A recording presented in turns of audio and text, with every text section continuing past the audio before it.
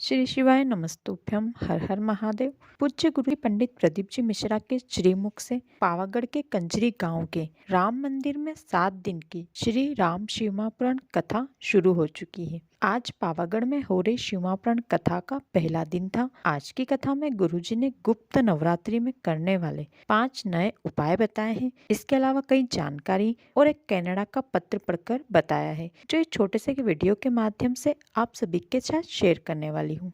आज की कथा की पहली जानकारी, अज्ञानी को ज्ञान दिया जा सकता है, अनपढ़ को पढ़ाया जा सकता है, विद्वान को समझाया जा सकता है, लेकिन अभिमानी को कुछ भी नहीं समझाया जा सकता। उसे समझाना बेकार है, उसे सुनाना बेकार है। वो किसी की नहीं सुनता, वो अपने मन की करता है। हमें ध्यान रखना चाहिए कि जब भी हमें कोई हमारा बड़ा या बुजुर्ग ज्ञान देता है तो वो ज्ञान हमें उन्नति की सीढ़ी पर चढ़ाने के लिए दिया जाता है। आज की कथा में गुरुजी ने पुत्र कामेष्टि यज्ञ के बारे में बताया। पुत्र कामेष्टि यज्ञ करने वाले पंडित को अपना पूरा जीवन काल उसी भूमि पर रहना होता है जिस भूमि पर पंडित पुत्र कामेष्टि यज्ञ करता है। वो भूमि पंडित की हो जाती है और यज्ञ करने वाले उस पंडित को एक कदम भी उस भूमि से बाहर नहीं निकाल सकता।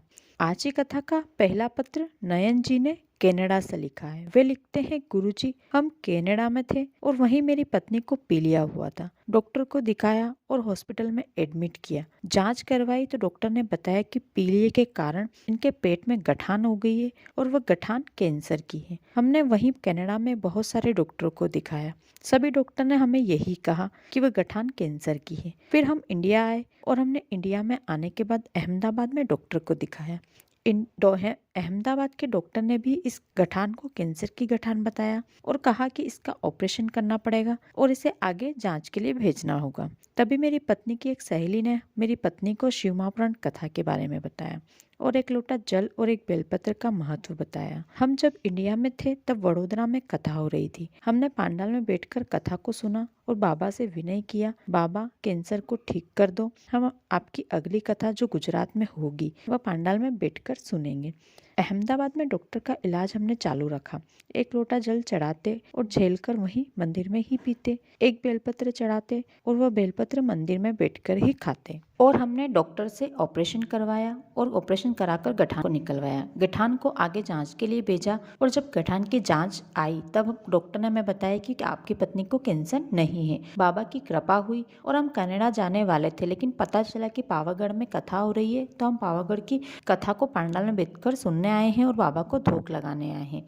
गुरुजी ने बताया कि अभी गुप्त नवरात्रे चल रहे हैं। गुप्त नवरात्रि में करने वाले 5 उपाय गुरुजी ने बताए हैं। माघ महीने की गुप्त नवरात्रि 22 जनवरी से शुरू हो चुकी है। आज नवरात्रि का दूसरा दिन है।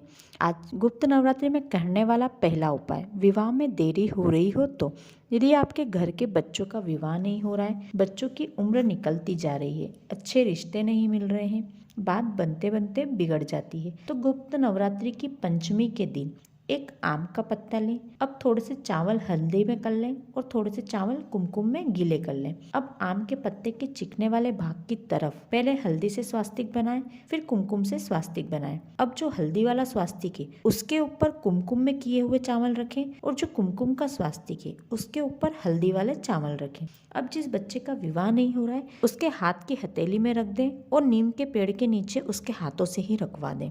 ये उपाय आपको 26 जनवरी के दिन करवाना है। माघ महीने की गुप्त नवरात्रि की पंचमी तिथि 26 जनवरी को पड़ रही है। इस उपाय को करने के बाद केवल 3 महीने में आपके बच्चे का विवाह पक्का हो जाएगा। दूसरा उपाय मनोकामना पूर्ति के लिए। ये उपाय आप गुप्त नवरात्रि के पहले दिन से लेकर 9वें दिन तक आपको करना है। ये उपाय आप किसी भी मनोकामना पूर्ति के लिए कर सकते हैं। इसके लिए आपको नवरात्रि के पहले दिन 9 फूल शिवलिंग में अर्पित करना है। फूल चढ़ाते समय आपको श्री शिवाय नमस्तुभ्यम बोलना है। एक फूल चढ़ाएंगे तो श्री शिवाय नमस्तुभ्यम बोलना है आपको। हर फूल के साथ इस मंत्र का जाप करना है। अब दूसरे दिन आपको 18 फूल शिवलिंग में अर्पित करना है। फिर नवरात्रि के तीसरे दिन 27 फूल शिवलिंग में अर्पित करना है। नवरात्रि के चौथे दिन 36 फूल शिवलिंग में अर्पित करना है।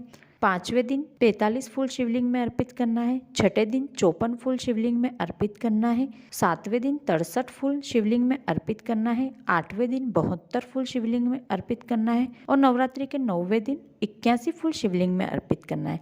यानी आपको 9 दिन तक, नवरात्रि के 9 दिन तक 9 का पहाड़ा यानी 9 18 ऐसे करके 9 फूल बढ़ाते हुए एक एक दिन फूल चढ़ाना है। पहले दिन 9 चढ़ाएंगे, फिर अगले दिन उसमें 9 जोड़ेंगे यानी 9 और 9 18, यानी अगले दिन आपको 18 फूल चढ़ाना है। ऐसे करके आप नवरात्रि के 9 दिन तक हर दिन 9 फूल जोड़ना है और वो चढ़ाना है। तीसरा उपाय पति पत्नी के कलेश को खत्म करने के लिए। यदि पति पत्नी में बहुत अधिक कलेश हो रहा है या फिर पति दूसरी औरत के चक्कर में पड़ा है, पति पत्नी का तलाक होने की नौबत आ गई है, तो नवरात्रि के किसी भी दिन माँ दुर्गा के मंदिर में एक ध्वजा लगवाना है। ध्यान रहे जब आप ध्वजा लगवाएं तो ध्वजा में थोड़ा सा माखन लगाएं, उसके बाद मंदिर में ध्वजा लगाना है और माता को भी माखन का भोग लगाना है। इस उपाय को करने से पति और पत्नी में प्रेम बढ़ता है और यदि तलाक की नौबत आ रही है तो तलाक भी रुक जाता है। चौथा उपाय, बच्चे गलत संगत में जा रहे हैं तो यदि आपको लग रहा है आपके घर के बच्चे गलत संगत में जा रहे हैं, घर के बड़ों का आदर नहीं कर रहे हैं, बुरी आदतों के शिकार हो रहे हैं,